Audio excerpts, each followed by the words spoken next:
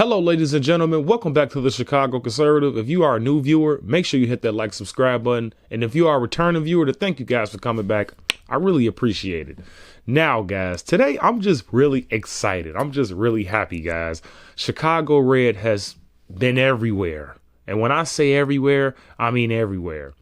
We've been on the Laura Ingraham show. We was at the RNC. We was at the DNC. We was at the NABJ. But now we're at Jubilee, guys. So you already know that Osiris Sumler, the executive director, he has just been killing it in Chicago Red, guys. But now, this guy's on Jubilee. If you guys don't know what Jubilee is, then you guys honestly just been sleeping under a rock. I think they have well over 9+ million subscribers. So Jubilee is very, very famous, guys, in the YouTube world. And Osiris made it, guys. So we just going to have to clap it up for Osiris, clap it up for Chicago Red, man. He is the executive director, so we got to give him props when due. And he was on the Laura Ingraham show as well. So if you guys want to check that video out, please check it out. But Osiris was cooking. Like, I'm watching this video, and it's like Osiris did not fail. He did not fail, man. These liberals that he was debating in this Jubilee video, these people were absolutely just leftoids. These people didn't know anything they were talking about. They're going off of feelings and emotions and not logic and basically, you know, policies, something that Kamala Harris doesn't have. And if I'm going to be honest with you, I feel like Osiris held his own, man. Now, I can't speak for the lefts, but I mean, we made our points. I'm talking about people that were on the Trump supporter side. We made fairly good points. And when it came to the left, all they were doing was saying, oh, I'm offended, bro, of the things that you're saying because I'm a Filipino and I'm a Democrat, like, and I'm a woman and all this stuff. Like, man, listen, guys, these people have absolutely no idea what the real world is, because if they did, they would realize that Trump was way better for the economy 4 years ago when he was president. So I'm looking at this video. Osiris was cooking, and I'm so glad that he brought up Kamala Harris' past as a district attorney, because I mean, she was locking black men up for no reason. I believe his name was Jason Truelove. The man was literally innocent, and she still locked him up for, you know, free labor in California prisons. So it's like a lot of people are failing to realize that Kamala Harris is a really, really bad person. And I'm so glad that Osiris really put the nail in the coffin when it came to that. She was locking innocent people up. That is one of the worst things you can do as a person. That, like, you're basically a slave, like a slave owner. Like, you're basically like, you what are you doing? You're capturing people, like locking them up for no reason and making them do free work. What do you call that? You guys are more, that's what I'm saying. But people wouldn't know that the Democrats started the KKK because they don't do their research, guys. But like I said, Osiris was absolutely cooking. He was cooking these libtards, and it was beautiful, guys. And he had his MAGA hat on. Like, it was just a beautiful video, guys. And this is on Jubilee. I'm pretty sure it's like well over like 1 million+ views on YouTube now. So, I mean, if you guys, man, want to check that video out on Jubilee, I'll definitely leave a link in the description. But man, take a look at this video of Osiris absolutely cooking these libtards on Jubilee, guys. Take a look.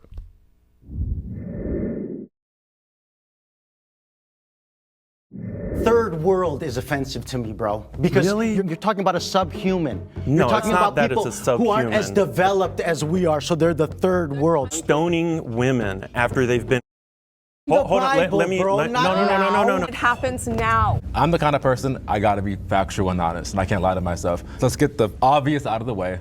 Bogus against Trump with 1 versus 3. They only fact-check Trump. They didn't really fact-check Kamala as much as I think they should have. You don't have to fact-check when we're telling the truth and telling facts. And basically, the only Haitians aren't eating dogs in Ohio. Well, Kamala Harris perpetuated the myth that Donald Trump said there are fine people on both sides, even though Politico came out and said that this is missing a lot of context. When Trump said there are fine people on both sides, he was talking about two kinds of people. One were historians who wanted to keep the Robert E. Lee statue in place, and the other group were people who wanted to tear the statue down. Antifa, the left-wing individuals, and the historians. These were the two groups of people he initially were talking about.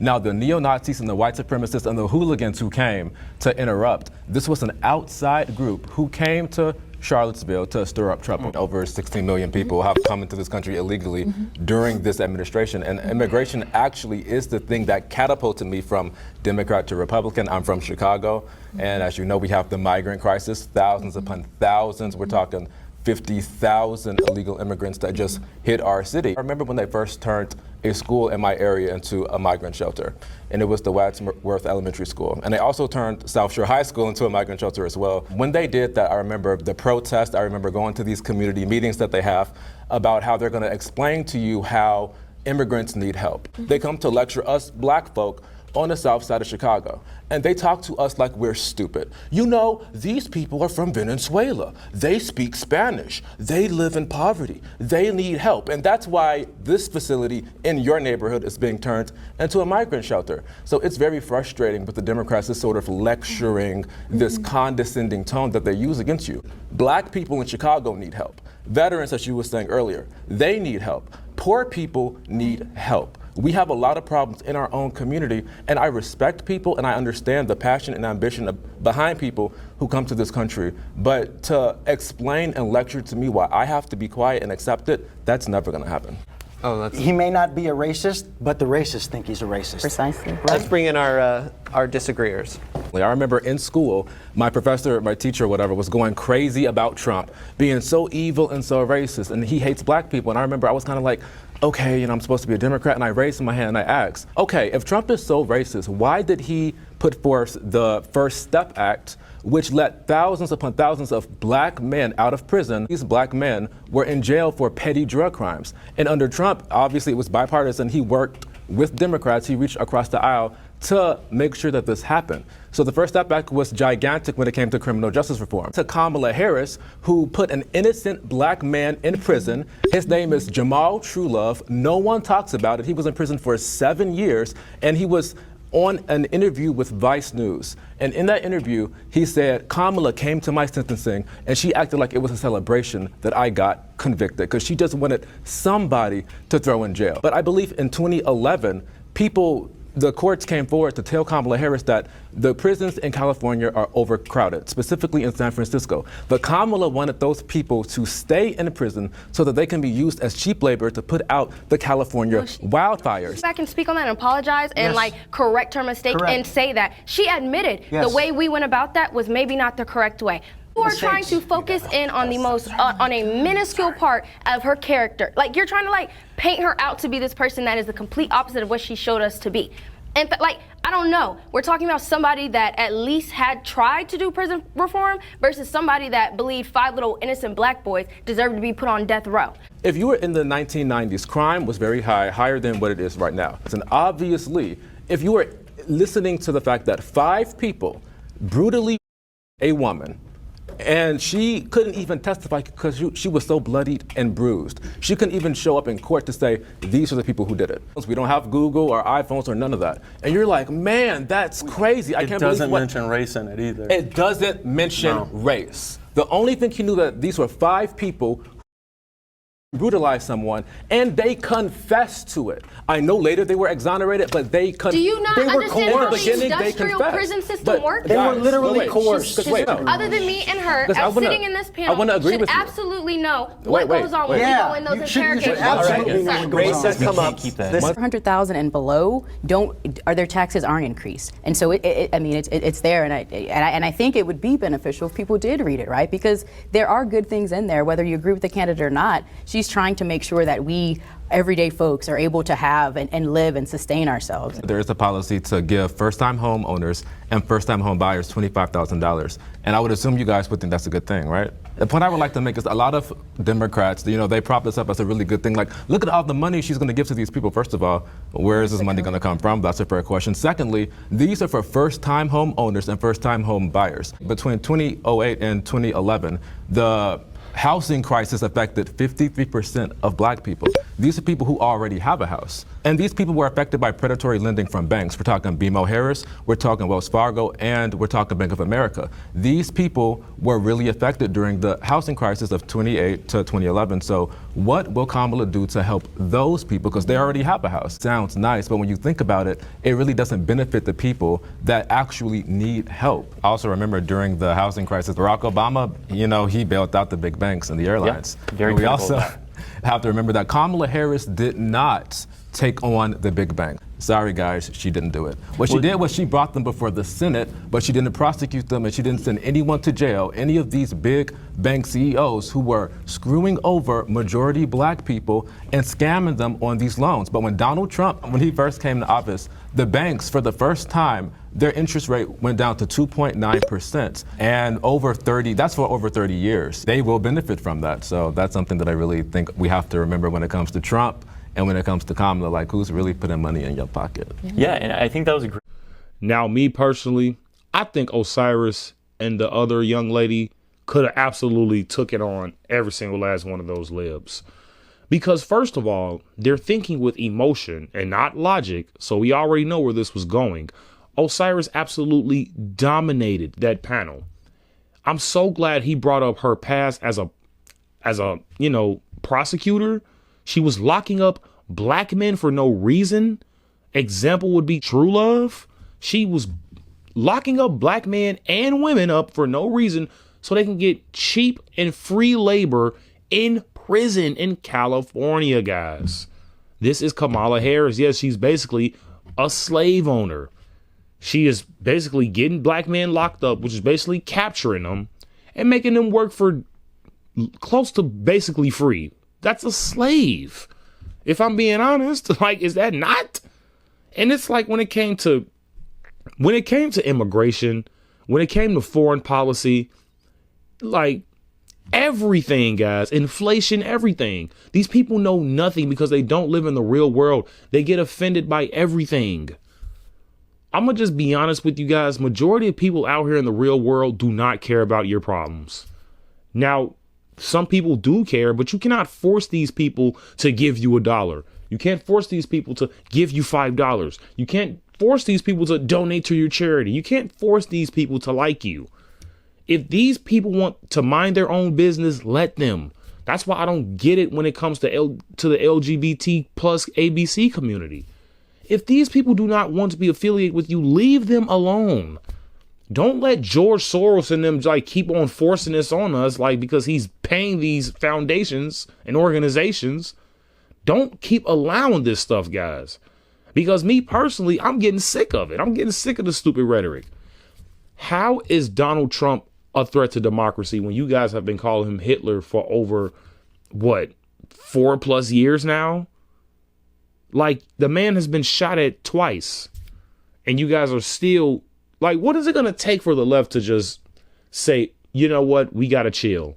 It's going to take for this man to be in the casket for you guys to say, oh, we were doing a little too much, a little bit. And they, honestly, I don't even think they would even admit to that, guys. Even if, God forbid, something happens to Trump, they still wouldn't admit it. They still wouldn't do it. And it's like, at the end of the day, guys, these people on the left, they have no brains. You can clearly tell everybody's offended on that side. Nobody really pays taxes on that side. Nobody really works on that side. Just being honest, guys. People on the right, we work, we pay our taxes, we care about our country. We don't really care about color.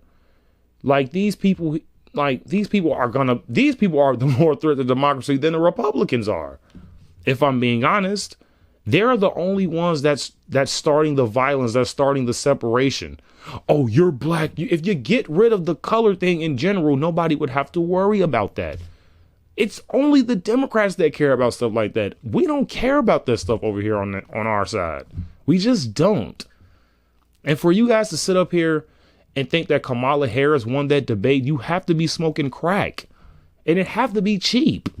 I know crack is cheap already, but we're talking dollar cheap here. Kamala Harris did not win that debate. Now, I know, you know what I'm saying, if you watch that video, Osiris would disagree. But I'm gonna say Osiris was wrong on that as well, because I don't think Trump lost. I think Kamala Harris should be disqualified because she cheated, because ABC gave her the questions. It wasn't the exact wording, but they gave her the questions. And then the two moderators, one being a sorority sister of Kamala Harris, was helping her. They didn't even fact check her on anything, but they were simultaneously fact checking Donald Trump, saying basically things that didn't even matter, platitude statements. And I'm just sitting here like, how is this fair? This isn't fair. Now, I thought about it at first, like, yeah, Donald Trump did fall for the rally thing. But at the end of the day, who stuck to policy more? I believe that will be Donald Trump. Kamala Harris didn't even answer the first question she was asked. And then she had an earpiece in, I believe. Its earpieces originated from Germany. Some Bluetooth earpiece that looked like an earring. She cheated. You're disqualified. You lost. Like, Trump won that. But all in all, Osiris definitely did a good job, guys. Like, I have to hand it to him. It's not easy being on Jubilee, guys. Especially knowing that this is going to get like millions upon millions of views. Not easy at all, guys. So you got to give it up for Osiris Sumler, guys. But like I said, guys, we've been all over the country. We've been doing a lot. And man, make sure you guys visit chicagored.org, guys, because we are doing a lot of red over here. A lot of red. It's a whole lot of red over here. So I have one more announcement that I need to make to you guys. There will be a Chinatown rally coming up really, really soon, guys. Yes, Asians are for Trump in Chicago. So if you guys want to tune into that, please stick around, okay? And make sure you guys like and subscribe to the video.